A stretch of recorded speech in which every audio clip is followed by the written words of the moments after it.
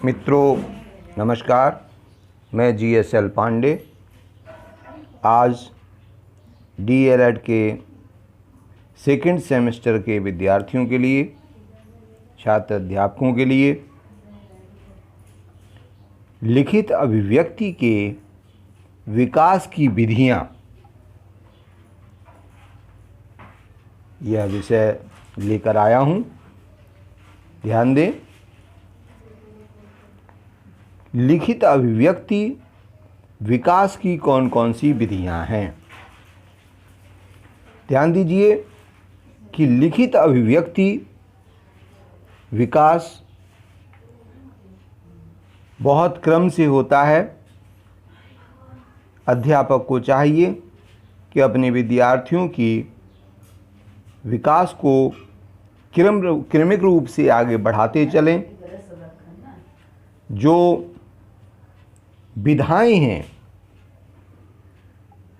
हिंदी की जो भी विधाएं हैं, वे सभी लिखित अभिव्यक्ति के विकास की विधियों में सम्मिलित की गई हैं।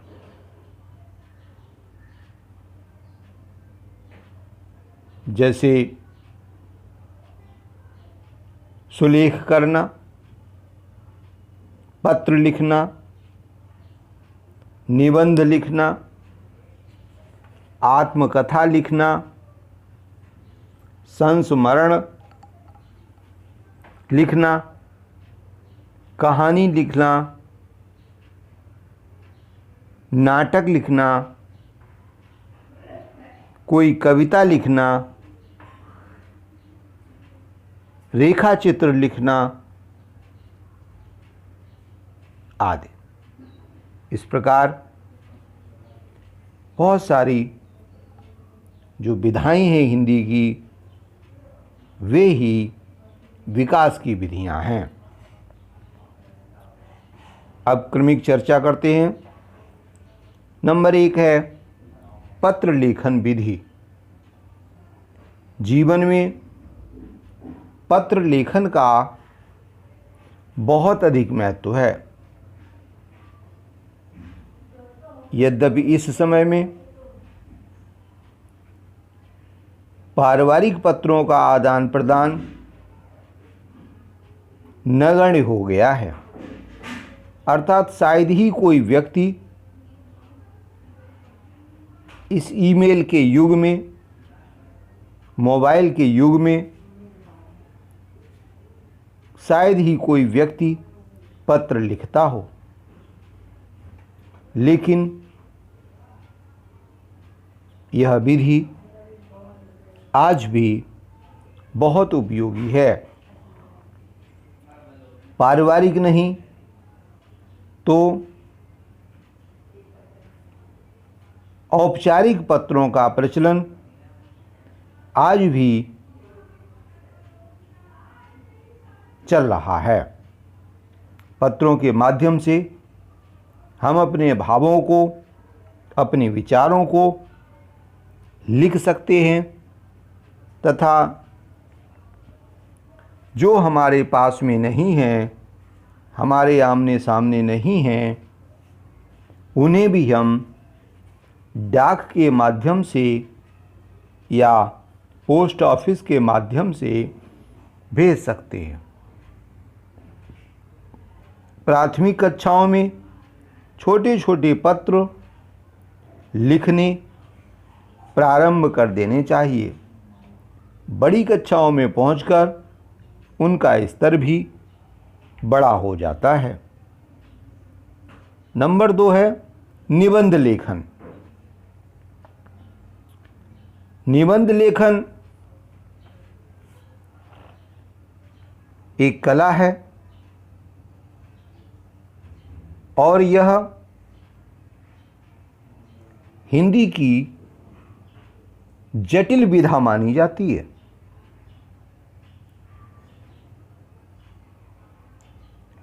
निबंध लिखना अर्थात किसी विषय में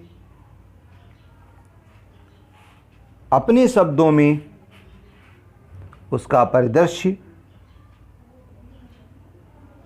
उस दृश्य का वर्णन करना, किसी वस्तु का वर्णन करना या घटना का वर्णन करना सम्मिलित किया जाता है। हिंदी के प्रसिद्ध निबंधकार आचार्य रामचंद्र शुक्ल का नाम है, जिन्होंने बहुत श्रेष्ठ निबंध लिखकर हिंदी साहित्य में अपना नाम कर दिया। इसी प्रकार सरदार पूर्ण सिंह, इनके बहुत गिने चुने निबंध होने के बाद भी वे हिंदी साहित्य में एक विशेष नाम हैं। धीरे धीरे इस निबंध विधा में विचारात्मक क्षमता उत्पन्न होती जाती है और श्रेष्ठ निबंध लिखना आ जाता है। तीसरा है आत्मकथा लिखना।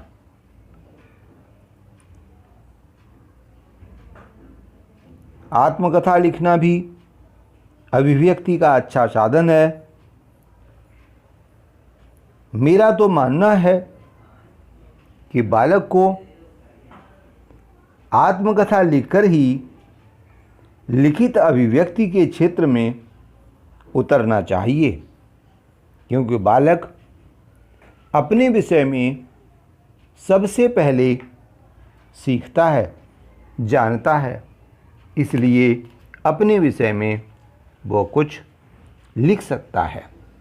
जैसे जैसे आयु बढ़ती जाती है वैसे वैसे आत्मकथाएं अपनी पुनः पुनः लिखकर सीखना चाहिए और अपने अध्यापक से आत्मकथा का निरीक्षण कराना चाहिए। अगला है संस्मरण। संस्मरण में यह भी आत्मकथा की तरह से है, परंतु इसमें देखे हुए दृश्य व घटनाएं समारोह का रोचक और तथा संपूर्ण विवरण लिखने को कहा जाता है।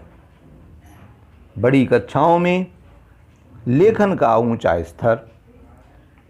स्तर होता है। इसके बाद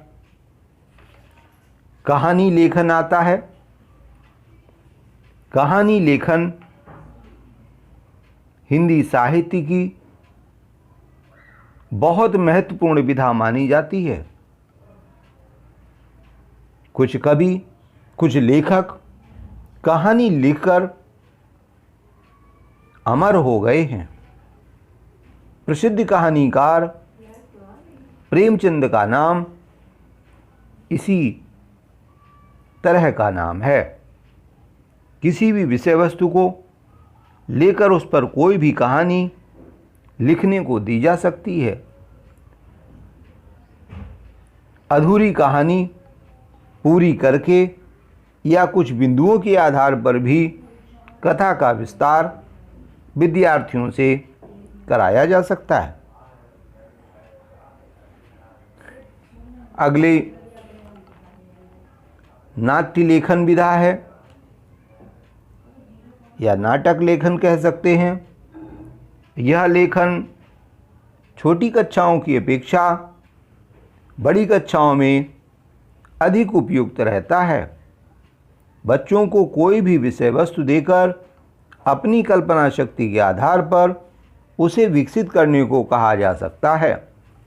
अतः इन सभी विधियों को लिखने के साथ साथ मौखिक वाचन भी कराए जाने चाहिए, ताकि बोलने का भी अभ्यास होता रहे। यह बात मैं पुनः कह रहा हूँ कि लिखने के अभ्यास करने के साथ बालकों को बोलने के लिए नित्य प्रेरित करना चाहिए। जो छात्र बोलने में पीछे रह जाते हैं उनका व्यक्तिगत विकास भी पीछे रह जाता है।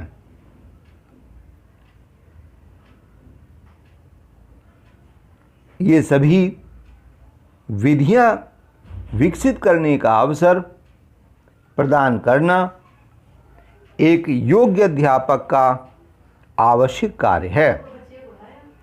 सभी विधियों को बारी बारी से विकसित करने का प्रयास किया जाना चाहिए। आज मैं अपनी वाणी को यहीं विराम देता हूँ। आप स्वस्थ रहें, सुरक्षित रहें। जय हिंद, जय भारत।